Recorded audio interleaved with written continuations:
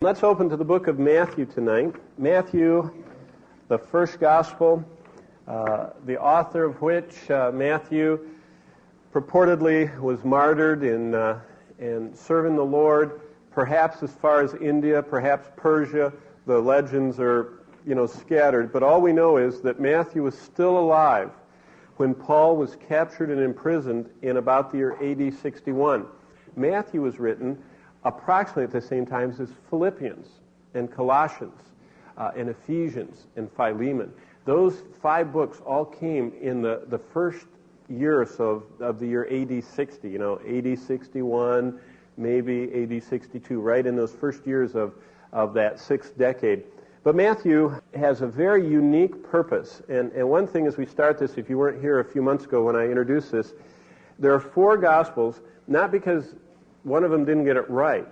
It's because you can't get one picture of Christ. He's too much to fit. It's kind of like standing at the foot of Niagara, on the Maid of the Mist and trying to capture the falls, All you'll get is a white smudge because, it's just too big. And so it's like there had to be 4 views, and even then, they really had trouble capturing him. He was so much. But Matthew specifically has a purpose, and that's what I want to share with you in our title. His purpose is to present Christ as our King. And I hope tonight you'll ponder what it means for Christ to be not our King. That's kind of easy, say our King, you, but my King. There's a nice hymn, King of my life, I crown thee now. Thine shalt the glory be. That's something we ought to think about a lot, whether Christ is my King and whether he's reigning in my life. I'm going to read to you an interesting introduction. Matthew is a gospel of the presentation of Christ our King. Matthew points to Christ's kingship in every chapter, as clearly as we'll see later on in the Gospel of John, another gospel, that John points to Christ's deity in every chapter. See, John was a deity detector, and every time he saw Christ's deity, he kind of built a great big frame around it. He just wanted to demonstrate Jesus was all God as well as all man. Matthew wanted to present Jesus as Messiah or King. And every time he does something kingly, he just kind of really makes a big deal of it. And that's important. In this first gospel, God is revealing, first of all, King Jesus. Secondly, it shows the Jews rejecting King Jesus. And finally, Jesus is promising he'll be returning as King. And so it's all King, King, King. He's revealed as a king, he's rejected as king, he's coming back as king. That's just the ongoing message of this book. One Bible scholar who spent an entire decade studying every word of Matthew's gospel over and over and over, and then he wrote a book on it, wrote this in his introduction, which I thought was interesting. Jesus is painted in royal colors in this gospel as in none of the others. His ancestry is traced from the royal line of Israel. His birth is dreaded by a jealous earthly king. And on that note, 4 generations of the Herodian family, each personally confronted God. They either confronted God at the birth of the Son of God, as Herod the Great did, or a little bit later, Herod Archelaus confronted Christ and in the time that he judged him with Pilate, or it could be Herod Antipas a little bit later, looking at the apostles, but each one of them confronted God, and they looked him right in the face in his gospel, and they said, we're not interested. And that's because they were jealous and earthly. Also, this author continues, the magi bring the infant Jesus royal gifts from the east. John the Baptist heralds the king and proclaims his kingdom is at hand.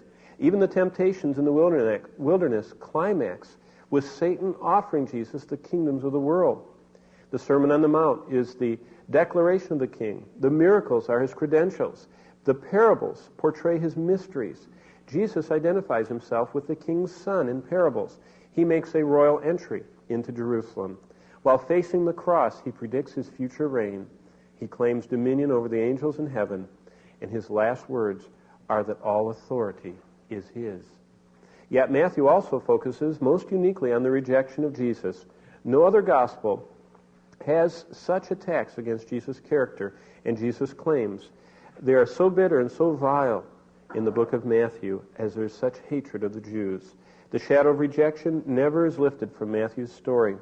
Before Jesus was born, his mother Mary was rejected by Joseph. Soon after his birth, Herod threatened his life, and his parents had to flee to Egypt. His herald John the Baptist is rejected and eventually beheaded. During his earthly ministry, Jesus is rejected by his own people, has no place to call home. In Matthew's gospel, there's no penitent thief acknowledging Jesus' lordship. There's no friends or loved ones seen at the foot of the cross. Only mockers and scorners stand there. Even the women are pictured far away at a distance. And in his death, Jesus cries out, God, my God, why have you forsaken me? Only a Gentile centurion speaks a favorable word about the crucified one. He says, truly, this was the Son of God. When some soldiers who had stood guard at the tomb reported it being empty, the Jewish authorities paid them to lie that he was stolen. Yet in this book, Jesus is shown as king, who ultimately will return to earth someday. No one can fully immerse themselves in this gospel without emerging with a compelling sense of both the eternal majesty of the Lord Jesus Christ and the strong power that sin and Satan held over the apostate Israel that rejected him.